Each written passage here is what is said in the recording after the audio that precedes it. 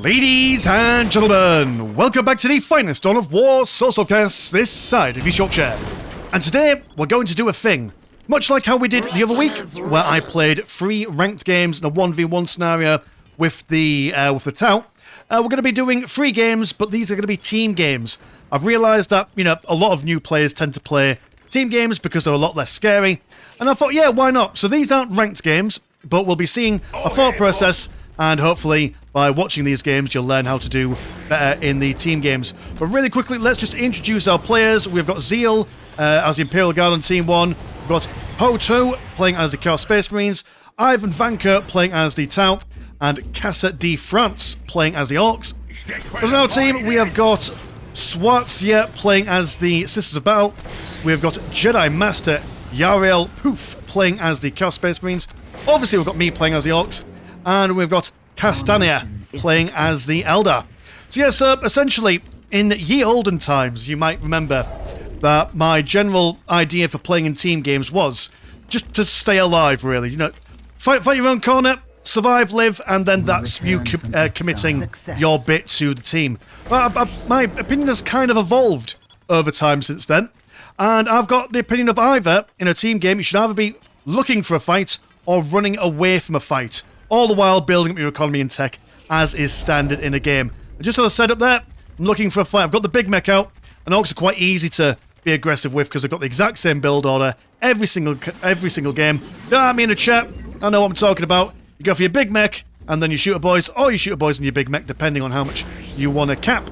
And then you go off and fight for stuff. And look at that, the mighty Tigers once again representing the Orks with the Yorkshire kind of theme going on there. Speaking of which, if you want to, have Hull City laden and blasted all over your miniatures on the tabletop at home, blooming bomb right inside, player support, wonderful company. They do professional printing and professional painting too. Make sure that that pile of shame gets all painted and such, and your army's looking nice and tight on the tabletop. Link in the description as always, and thank you for supporting us in our endeavours here. So look at it, Castana doing exactly what it says on the tin, going straight forward and putting some aggression on those Orks. A little bit confuzzled, they're not quite sure what's going on. They're all dying, but they are going to run away, which is the main thing. And we're going to be being just as aggressive. Big mech jumps over here, mainly because we got bamboozled by the... got bamboozled by the Tau Commander. And I thought, no point in fighting him, he'll just run away. So we'll jump over here and see what else we can do on this side. Now, Casa de France, which I must say, quite satisfying that we're killing some French Orks. I just thought, why not? 2 versus 1, well, 1 versus 1, but we outnumbered him. And if you can get any unfair advantages, or any unfair kind of engagements, oh, look at these ballerina seraphins dancing around, it's a beautiful thing to watch. Yeah, any kind of unfair fights you can take, 2v1s, there's no honour in a team game. Try and get as many unfair attacks in as you can.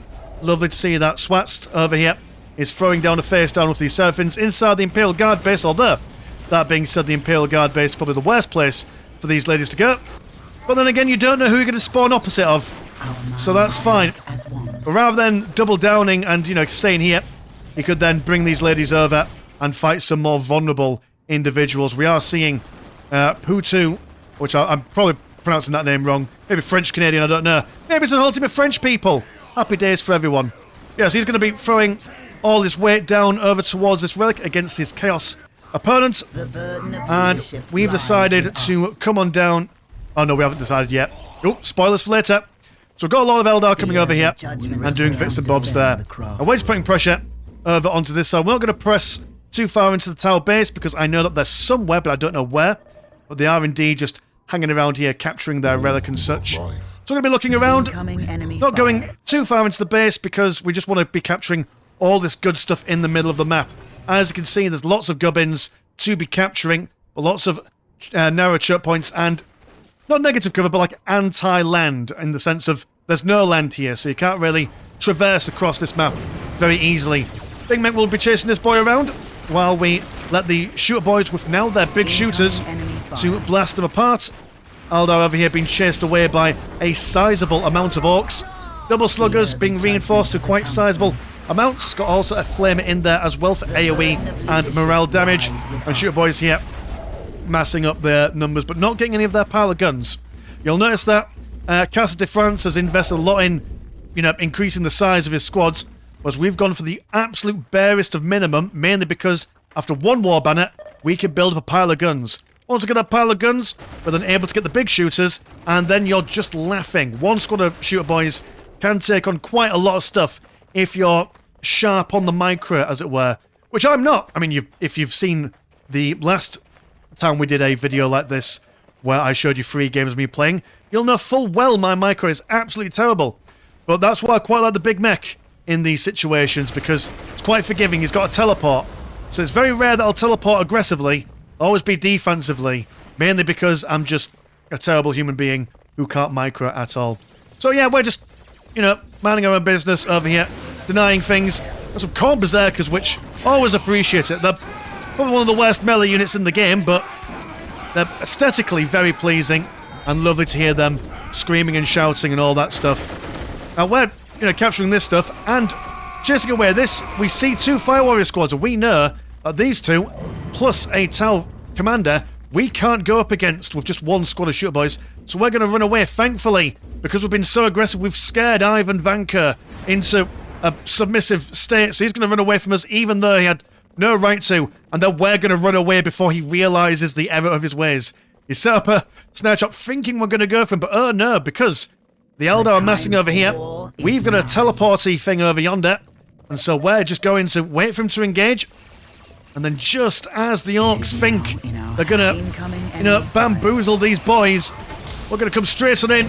I mean, they're going to run away a bit, but they're going to come back, knowing full well that they've got the support of the Yorkshire War behind them. Big Mech does narrowly avoid a squad wipe with his 1 slugger friend. Alston goes inside the boys hut for reasons I'm not sure why, but probably a misclick, I imagine. Now we're going to put the aggression on there. As I say, always try to be fighting, and we've clearly got the numbers. No point in chilling out. We've also been backed up by a 2nd shooter boy squad. Fire Warrior team from Ivan, in fact 2 Fire Warrior teams from Ivan are coming over, so we're going to move around them in a maybe not the most optimal way of playing, but I was just thinking, well, I'd rather the Eldar die rather than me. But then I thought, no, that's being a bit silly. So we'll take on the chin. We're a bit more bolder and brasher than the Eldari, so we could take a smack to the chops, as his Kroot Carnivores a wonderful unit composition by Ivan Yanker, but doesn't quite have the numbers necessary. Here comes a Chimera, and at the moment we've got no anti-vehicle stuff on our side at all, so we're going to be struggling up against this boy, but 1 tank blast from my big mech stops him in his tracks. Killed all the crew. About to finish off the Tau Fire Warrior squad. Maybe. He lives. Oh no, he doesn't. He dies. Good. That's good. Take that. Filthy blue man. Big mech goes down as well. Now we're going to focus all our fire on the Chimera over here.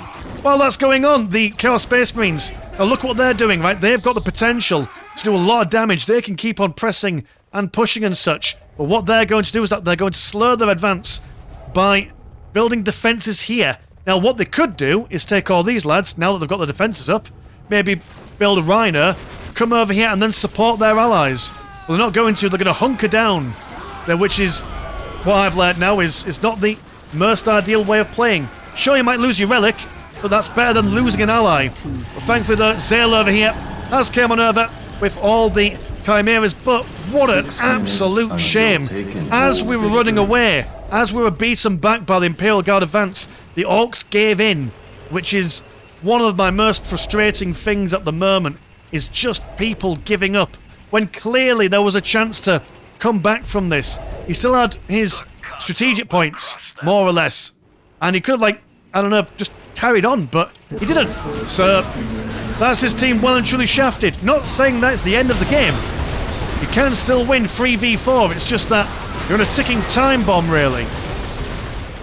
Which is such a shame. So if you're watching this and you're one of those people that kind of give up when you've taken a bit of a beating, don't get me wrong, if you're beaten, but there's always a chance to pull it back. You only leave when it's absolutely certain that's the case. Quite a lot of replays that I've been sent in recently is a case of maybe it's a free-for-all or a 4v4 or something. In the first 5 minutes, someone leaves. And that's quite a common thing I realised as of late. Bit frustrating. I'm going to teleport backwards, let the Eldar take the damage. I'm a terrible teammate, I'm sorry. I don't want my little greenskins to die. Here come the Imperial Guard, and you know, it's not bad. A mass of Chimeras, always good. The Blue-Rays are going to kill them all pretty quickly, but then dropping down a squad or two of Imperial Guard. I mean, they're naked, they're unupgraded, but that's fine. They're tying up things over here, allowing the Chaos Space Marines. Are you Slanesh? You are... I can't see that symbol. Oh no, you're not. You're whatever that symbol is. I don't know. It's heresy. I don't care. It's pink. It's Slash. I've decided. And you can't tell me otherwise. 4 minutes. And if you do, well, that'll just make me sad. Yeah, so we're just going to continue fighting because now it's genuinely a 2v1 scenario. The Imperial Guard came over to support their Chaos allies, trying to push further on down. But you know, they're in a 1v2 scenario as well, which is a bit of a crying shame. I've got some sisters down here, which, again, I mean, they've fallen under the trap of, okay, we're here, we're going to defend here, which is like, no, you could, I mean, mind you, maybe not attack that, obviously, but attack something else. Also, just FYI, tier 3 listing posts, you don't ever really need those. The amount of money it costs to build them up, it's just not worth it, really. The return on investment is not amazing. May as well get up into listing posts tier 2, and if you need any more money, then just get the, oh, what's it called? That thing with the blue flag or the green thing that increases overall income. That is infinitely better. Oh, look at this. Even the Jedi Master is coming in with the Horror Squad. That's what I mean, though. We've decided, right, we're all going to gang up on one side, push straight on in, and throw down as much as we can. And all while this is going on, I'm just, you know, building things up and throwing things here, there, and everywhere. Now, I'm basically also building these war tracks purely because I want to keep the momentum going. Could I spend my money on more efficient things? Yes, absolutely. But, you know, while we're in a 4v3 scenario, may as well just put as much pressure on as humanly possible before going any further. Tower Commander is going to go down, which is very sad. The beautiful use of the lightning fighters from Schwartz, or Swats, or whatever you want to say his name is. So maybe the infantry over here is defending, whereas the very mobile aircraft of the Sisters of Battle being made maximally useful. So there we are. That is essentially the game. You know, it's a slow decline from there, but that is essentially game number 1. So there we go. So cheers, boys, for this game, and let's move on to the next one. Alright then, so game number 2 is a 3 versus 3, and it's on Bloodshed Alley. On Team 1, we have got Lifu playing as the Space Marines, Maverick playing as the Tau, and we have got me playing as the Orks. Team 2 playing as the Space Marines, we have got Azdafau, we have got Malarkey Enthusiast playing as the Necrons, and we have got See My Ponk. Well, I apologise, I couldn't help myself, but he's playing as the Tau. So here we are, so we'll watch from my perspective so I can figure out what we're doing. So this is another 3 versus 3, and in this game, once again, we're just going to build up our bits and bobs and look for a scrap. Now this map is quite easy to find a scrap, mainly because everyone has got their own lane. Obviously I'm opposite the Salamanders, although I don't know this at the time. The Necrons are opposite the Tau. The Tau, wonderful place for them to be, mainly because obviously they've got all their Fire Warriors and their ranged weapons, and over down here there are some bits of heavy cover, but not that much, whereas down over here it's all heavy cover, so ranged engagements aren't exactly all that ideal. And then we've got the Space Marines up against Tau, so See My Ponk is, I'm so sorry, is going to be struggling a little bit in comparison to the darker Tau over onto this side. Again, big mech straight away.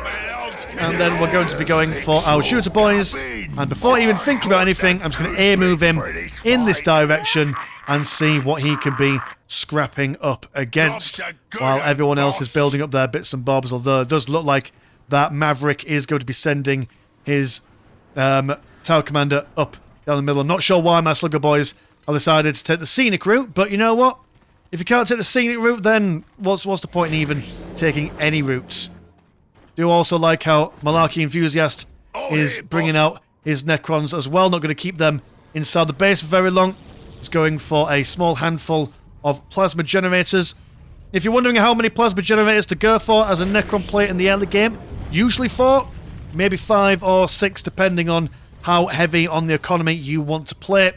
But generally I like to go for 4, get my Necron Lord out, and then see how the game goes from there, depending on how aggressive my opponents are going to be. There comes the big mech, and we are about to see this heavy bolt turret again. You know, I can already smell that the salamanders are just going to sit here and play defensively. And you know what? If I was a better man, I'd just let them, you know, alone to their devices, because then I would know that they would just sit here all day and do nothing. But I'm like, no, you're going to play the game, gosh darn it. I'm going to come over, and I was trying to kill that heavy bolt turret for whatever reason, but no, kill the servitors instead. Or just kill something, I don't know. But either way, I'm going to deny that, because they're not going to sit at home all day. They're going to go and get some fresh air. That's my opinion of that. I'm going to bring the shooter boys over. Going to make them stand their ground in the heavy cover and just pick some shots off at the scouts who have then decided to leave the heavy cover. There we go. Get back in there. To kill all the servitors. Jolly good stuff. And then we're going to deny the listing post over there. Now, beautiful push from the Northern Tower and the Necrons. We're moving on right down the centre in a 2v1 kind of scenario and making sure that they're denying any kind of space for the enemy. Necronord being just such an incredible commander for utility. He can disrupt people in the early game with his teleporting ability, which is, you know, a relatively slow cooldown, all things considered. And then when he gets his, what should we call them, the Rebellion Archive artifacts and stuff, he can then be even more of an absolute nuisance. Jumps in, ties him a bit, falls back, all good stuff. Now, we were thinking about pushing in, but we're going to decide that with our loose bag of Slugger Boys, that decap that, Big Mech is going to join these guys, and because we know that our allies have been attacked over here in a 2v1 setting, we're going to be thinking about maybe just sitting around here for now, seeing what Salamanders do, and then decide to press over into the middle, and maybe even up the odds somewhat. Space Marines over here, they're kind of doing a Salamander. That's alright, we forgive them. You need something. We're going to prevent the Bill of Scouts from capturing this point. We almost get them to run away, but not quite. I've got a sizable amount of scouts behind us. I was worried that they were going to go for some sniper rifles, but they have decided to not. Li Fu tells the tower to advance as we decap the Necron's ill-gotten gains. And as Li Fu... Oh, look at that. He's not staying at home. He's pushing on forward. So here we go. And like before, I don't want my orcs to die, so I'm going to move around the side and be a terrible human being. That's just the way we roll, baby. That's just the way we roll. If you ever end up in a team game with me, know full well that I'm more than willing to sacrifice you for my own well-being. Your lives are merely just resources for me at the end of the day. Focus fire on the scouts. Worried about those flayed ones coming out of the floor. And we're going to fall back and get away from them, although the big mech does get a nice bonk on one of those flayed ones in there as well. And it's not looking all that well for the enemy at the moment, because now we've got all three of us right down in the middle. Not staying at home, but going out for an adventure. Every opportunity we can see, we're going to be fighting for our lives. And all the while, as you can see, my economy is doing relatively alright. I am making sure that I'm building up these things while also building up the occasional war banner. It's relatively easy to keep on taking up as an orc player. Mainly because if you realise that you're flirting, just build a war banner and then a plasma generator, and then you're able to make sure that you keep on top of your economy. Although now saying that, watch me go over 600, 700 requisition. That's alright. Necron Lord, we shoot him down ASAP, and keep that gravy train rolling, as it were. And realistically, if you've got all your teammates working in tandem, and bearing in mind that we're not talking all that much, essentially, very occasionally I'll press this green button and click on something I want to kill. And by and large, most people tend to follow the green and click. As you know, I'm not the most social of individuals, but that's the way it works. We gotta go! So we are just forming a firing line. Always looking for a fight, and then when we're getting a bit pushed in, we just fall back ever so slightly. And at the moment, the Space Marines over here, they're trying to regain all their lost stuff. Tower over here, they're just kind of chilling out, minding their own business. Must say, Malarkey Enthusiast really committing to the bit. Really holding off on his own. He's throwing down the flayed ones there. Getting his Necron Warriors into the fight as well. Although maybe a little bit too much, too soon really, because you've got to wait for... You've got the tower over here as well, which have gone for double shield drones, which is a big faux pas. Always go for double Fire Warrior Chassois. And I've seen in the comments, there's a couple of people who disagree with me, and you know what? It's okay. You're all right to be wrong. That's fine. Oh, hello there. Lark's like, where are you going? Come back. And to be fair, he had it right. He had it right. But Larky then leaves. Put in the effort. And while normally I would say boo, hiss, boo to leaving, but like, he was basically holding off on his own, more or less, for that. And at this stage of the game, losing this much this soon. Although that being said, if you held it a little bit longer, you could have maybe... The tower coming in, Space Marines also could have came in as well. Things can always turn on a dime, boys and girls. Never underestimate things. But essentially, that's the game. Just continue killing these guys slowly but surely. They all leave one by one, and we very unceremoniously slay them all. But once again, that was a case of finding fights wherever we can, but also, when we were down here doing our bits and bobs, rather than going in and doing some more damage, seeing that our allies were being a bit, done in by a 2v1 kind of scenario. So we came down, brought the boys together, and had a grand old time. So now that's game number 2. Let's go on to game number 3. Alrighty-roo, so here we are on game number 3. It's a 3 vs 3, and we are on Cassia Luton. Introducing the team, we've got Hellstorm 322 playing as the Space Marines. We've got me still playing as the Orks, and we've got one Kinder, depending on where in the European continent you are from, playing as the Imperial Guard. On Team 2, playing as the Eldari, we have got 7th Hawkage.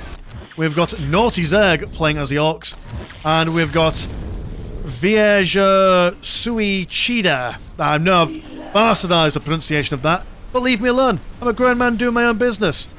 So, one thing I also want to mention as well is that, again, I've been doing the same build order for the first 2.5 minutes of each game, but generally, in fact, 9 times out of 10, 99.99 recurring percent out of 100, your general build order is going to be your production building, a generator, 2 builder unit, well, you start with 1 builder unit, so buy a second, 2 capping units, and then do whatever you fancy. You know, maybe go for a hero, but whatever, it's different depending on the matchup and what you're going for, I assume. But if you're ever confused, what to go for, that is, in my opinion, the most optimal way to open up any kind of game, especially in a team game where anything can really happen. I mean, interesting that VAO, I'm going to call him VAO, why not? Go for Dark Foundry and the Hall of Blood. Playing Dark Eldar, pick one. Have a Hall of Blood or the Dark Foundry, but don't go for both, because the units in both are expensive, being Dark Eldar. Maybe go for an Archon and a Fistful of Mandrakes, or backed up by a Warrior Squad, or go for your Dark Foundry and a good chunk of, or whatchamacallums, Reaver Jetbikes and such. But there we are. But I do quite like his approach. He said, right, here's the Mandrakes, and here's the Mandem, and they're going to run straight on over and start bashing as many things as possible. Orks over here, they're running straight forward to the critical location in the middle. I've misclicked and I've gone on my own kind of, I don't know where I'm going, but I'm going somewhere. As long as there's aggression and violence, that's the main thing. And a second squad of Mandrakes waltzing on over as well. But the scouts and the force commander will be able to see them. I have sent over some shooter boys to support these guys just in case they have any issues with them. And the big mech has joined the slugger boys to see what kind of damage he can do over here. looking at this juicy listing post. We're going to, for whatever reason, I don't know why, but it just put me on hold your ground stance for whatever reason, but I know that's not the case. And then we see that being upgraded and thought, you know what, no, there's probably softer targets that we can go for. We see on the mini-map that the Imperial Guard are going up against the Guardians and such, so we'll may as well go over there and see what we could do about them. See some Rangers, and while we can probably bash these guys into close combat, because we can see them due to our big mech having infiltration detection, they can run away, so we're not going to worry about them. I was going to teleport right over here, just as the Guardian dies, and think, oh dear, well, that's all our fun ruined. But no worries, there's some Slugger Boys over here, and the shooters, now realising that the Space Marines have got their side of things sorted out. I mean, again, boo hiss boo, another heavy bottle turret. Buy more men, be more aggressive. That's what you want. Although that being said, you know, as I always say in games where there's newer players or lower skill players, anytime I say something like that, I am just messing around. I'm not being serious. We're just trying to be a bit fun and light-hearted here. So the Imperial Guard leave us alone. Right, it's okay. Fine, screw you guys. We'll have a fight somewhere else. Rangers picking these guys off one by one, looking to capture that critical location. And the Mandrakes, also seeing that their allies are being done in, they're going to bring their Mandrakes on over. It's not too much of a problem for us. I saw that we might need some support, because the Slugger Boys were a little bit big, and they might continuously chase after our Shooter Boys, so I thought to myself, I'll get one Burner Boy, and then we could break the morale, and then these guys could just stay in melee combat for all I care. Seeing those Mandrakes, I don't realise that we've got the Flames and the Fury, so they're going to run away in absolute abject terror and fear, I assume. While our Shooter Boys see what they can do in supporting the Space Marines. We don't know where the Dark Eldar are, but we know that the Dark Eldar are the aggressive party so far, so may as well keep on their toes. The Rangers looking like they're about to just run right past our Orks, but not quite. I'm not sure what my boy's doing here, trying to sniff them out, but they're starting to run as quick as they can away. Shooter Boys focusing on the Reaver jet bike as the Mandrake starts slicing away at their haunches. Decided for the big mech to go off on his own journey to spot these infiltrated units so the scouts can start firing at them. And once again, if we're not looking to pick a fight, we're looking to support an ally in a fight.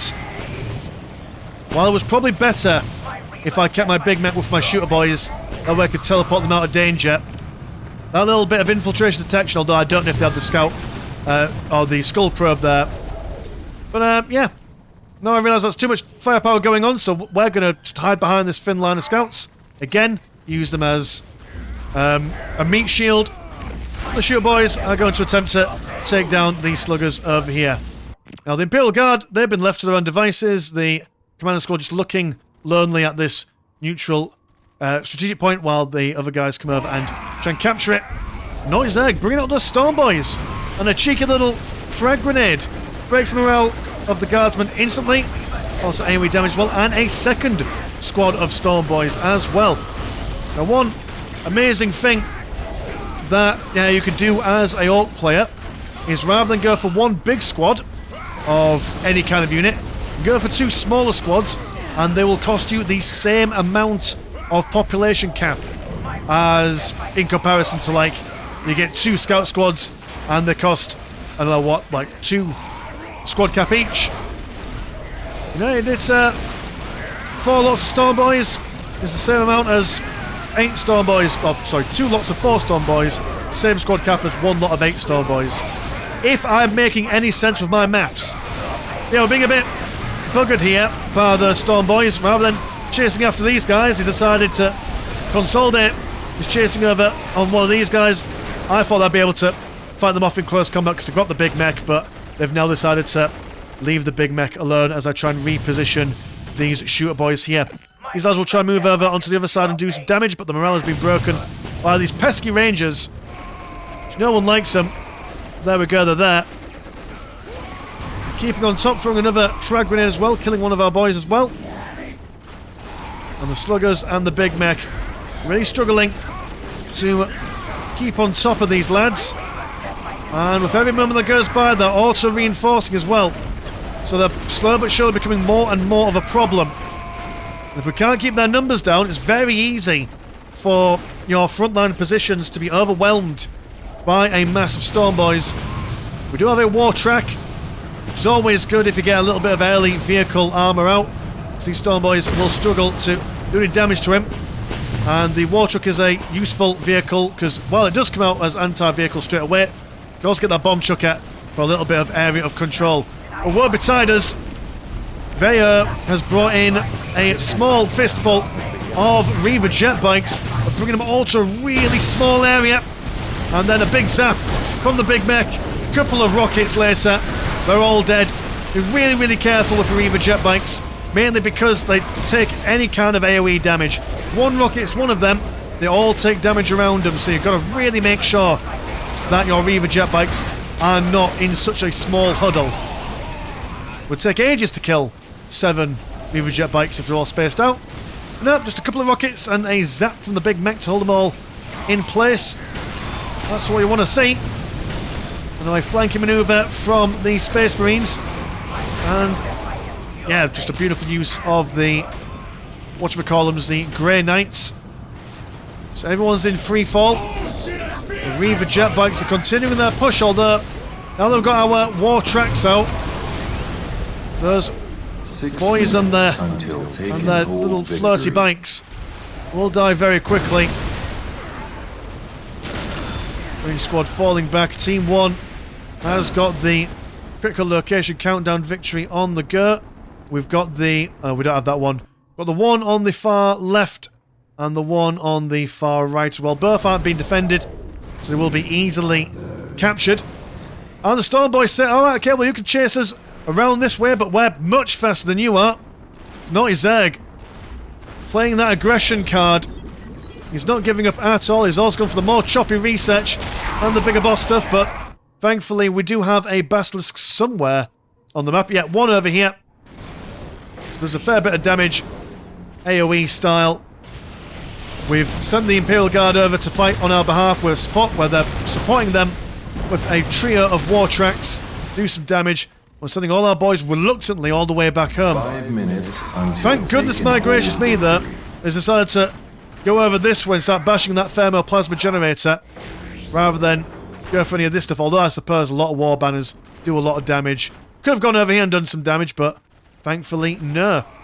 And he's splitting up his Storm Boys to see if he could do some extra mischief. Now triple Basilisks for one Kinder. We also have the Space Marines being aggressive over here. A fantabulous smite. I mean, just look at that. That's absolutely stunning. Wombo combo combination of the Grey Knights, Psychic Storm, and the Librarian smite. That's a very expensive cluster of lightly armoured troops to go down there. We'll continue our push, but a sizable amount of tank busters and fire dragons are scaring us away. Realise we can't push any further in, so let's see if we can help out over on this side. Considering that they've just killed half the Dark Eldar army. But we're being followed up. The fire dragons are not giving up at all. So again, very good aggression from both teams really, making sure that no one is standing around.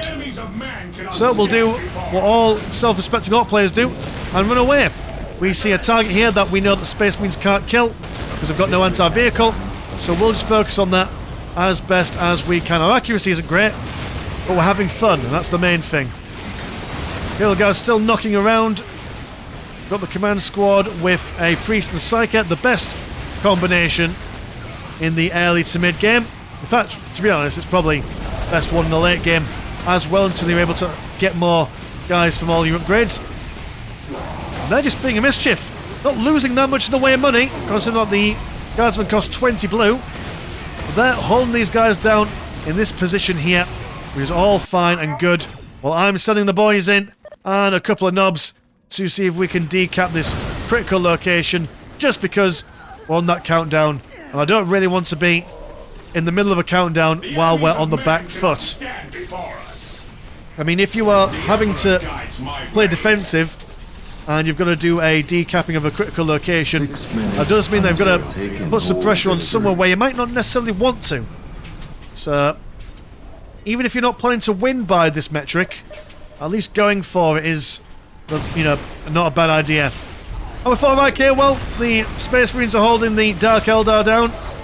The Eldar seem to be in a prime position with their webway against to manoeuvre around and support their allies in a more efficient way. Let's go over here and kill them, I guess. So we've got one Nob squad, we've got another Nob squad coming over as well. Storm Boys jumping over, but they don't mind. Bit of argy-bargy with them. Well, the Shooter Boys will certainly be struggling with those guys. We're allowing the big mech to push it just a little bit extra because we've got the teleport saved up. We can always run away more efficiently if we want to. And in this 2v1 scenario, we are going to be struggling. But there is a lot of anti-vehicle damage instead of anti-infantry, so hold on for a little bit, but realise that there's no chance of us really succeeding here. So we are just going to run away in a way that only we know how. Space Marines over here, they've got their Predator, they've got the Terminators as well, and of course their wonderful roster of heroes. Could really do with a Chaplain as well, just because he's always a fantastic addition to have. Realising that not all the Eldar are following, we'll just come back and see if we can get any kills. Which, I mean, we are losing a fair bit of stuff going on over here. Also the Mega Armor Nubs. Now, I don't normally rate the Mega Armor Nubs. Quite expensive for what they are, but at that point, I was like, well, I'm a bit squad capped. Well, not squad capped. I want to get into tier 3.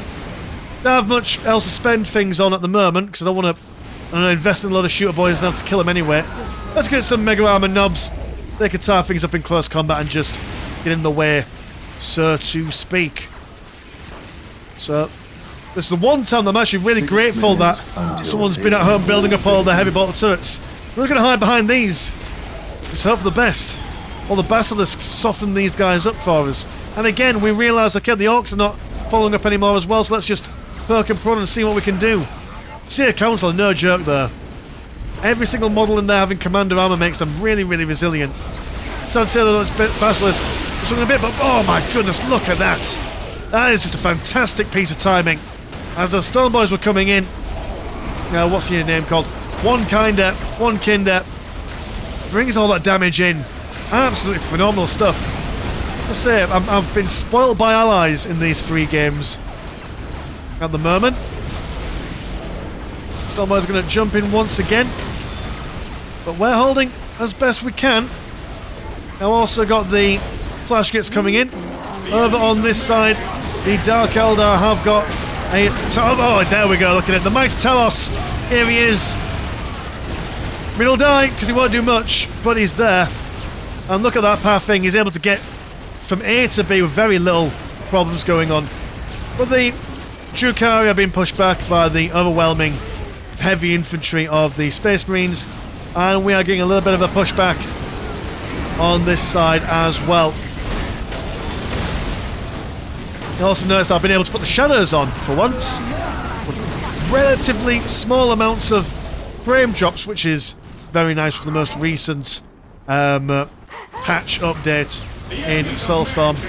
Only sad thing is that quite a lot of the replays are a bit messed up now, so anyone that sent them recently really appreciates it. I mean, my goodness, my gracious, so many replays have been sent in. And if you want to send your replays in, check out the links to my Discord in the description below. But yeah, so quite a lot of them are a bit knackered. Some of them are working relatively okayly, but I can't quite tell how much is good and how much isn't good. So let's keep on keeping on. So here we are, we've got the flash kits. We've got the knobs as well. This is just Orks having a great time.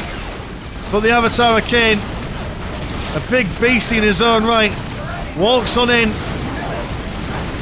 And he is ready to show these guys a grand old time, giving the Eldari a bit of space, while the Ogren's on the front line as well. Beautiful stuff. So we're going to try and focus fire him down as much as we can. He's a relatively weak relic unit, not weak in the sense of rubbish, but I mean he is a bit rubbish, but more in the sense that you can focus fire him down much quicker than other relic units. That was our aim and goal there, but because of all that, the knobs and the warp spiders, very effectively used by 7th Hawkage, has managed to Get us down. Also, Stormboy is keeping on top of our flash kits, preventing us from doing any real kind of damage. Basilisk being slapped down by the Nob Squad over there. The Space Marines now getting a good leg of damage in. The Witch is being supported by the Raiders. Now, not seeming to use their combat stimulants ability, which normally would allow them to run roughshod over a lot of frontline infantry. Orbital bombardment also catching a lot of these ladies on the backside, further proving that fire armor is just not real armor. But look at this now, I absolutely love this. 7th Hawkage popping down a cheeky webway gate. Going to throw down as many fire dragons as humanly possible. So while the Space Marines are over here fighting for life and limb, while we're over here doing the exact same, the fire dragons are inside the Space Marine base. They're going to be doing as much damage as they can, but a cheeky whirlwind is going to do a lot of AoE damage on all these guys. And even though the fire dragons are heavy infantry, they take all the damage in the world. And what a sad time that... I mean, it's not every day that a whirlwind saves the day, but there we go, take that, you filthy knife ears. So, Viera says, GG, it could have been a game-changing play by the Eldar. You don't see enough of this. Don't get me wrong, there's not many opportunities where this would actually work, but on maps where you've got I mean, I'll just show you the blind spots of us at the moment. Like, we've got a blind spot in both of our corners. That could have been done either side, but you know, that's just the way the cookie crumbles. So yeah, that last game, really, really exciting. But no, just win in the end. I do apologise. I know that all the games that feature me, are of me winning. This is not how it normally works. Honest, there are plenty of videos of me on the channel where I lose. It's not the case. And the most recent team game replays that we did on the Discord where I did lose, well, they're kind of corrupted now, so whoopsie daisy. That's not my problem. Haha. There we go. So that is team games for you. Just be aggressive. And if you're not sure where to be aggressive, see where your allies have been aggressive and support them in fighting people. And if you can't win a fight, run away. Only so then you can fight again another day. Right, that's the life lesson here. So there we go. So cheers, boys and girls, for watching at home, and cheers to Play Support for sponsoring the channel. If you want to support the channel, have a look at the old Patreon. £1 a month gets you once a game week, and there's also a Discord where Discord things happen. Links in the description as always. As been a Slant Shark, pleasure's always never short, and I'll see you in a bit. Peace.